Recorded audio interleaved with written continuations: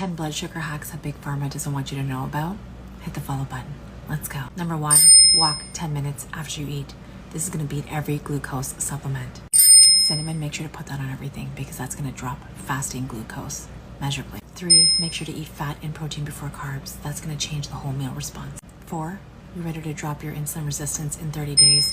Make sure to cut seed oils. Number 5, get rid of fruit juices and make sure to eat the fruit, especially those low glycemic fruits. It's going to give you a completely different metabolic effect. Number 6, make sure to soak fenugreek seeds overnight. This is used traditionally, but it's also proven to slow down sugar spikes. Number 7, apple cider vinegar and water before your meals. This will flatten blood sugar spikes by up to 30%.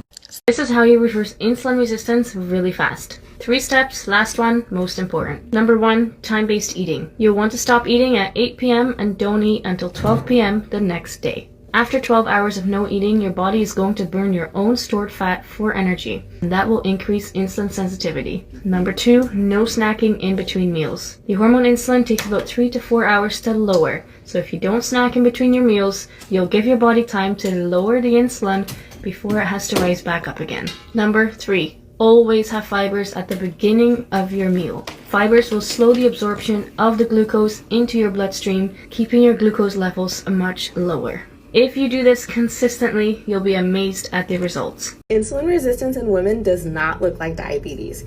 Here is what it actually looks like and why a normal A1C misses it completely. First off, you've got that 3 p.m. crash that hits regardless of what you ate for lunch.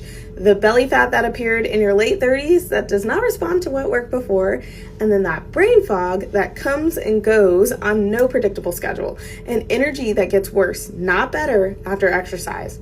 So none of those are diabetes symptoms. All of them are early insulin resistance. And here's the mechanism. So insulin is a storage hormone.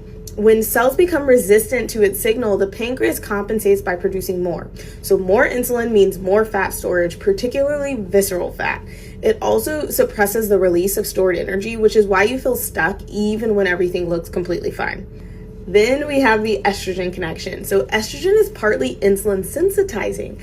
As estrogen fluctuates in perimenopause especially, that protective effect changes. So a woman who had stable blood sugar in her 30s can develop insulin resistance in her early 40s with no change at all in her diet or her exercise. And here's the part that almost never gets explained. So fasting glucose responds late in this process. Fasting insulin responds early. A fasting insulin above 5 tells me insulin resistance is building years before the A1C will ever show anything. So if no one has ever ordered a fasting insulin, this has not been ruled out.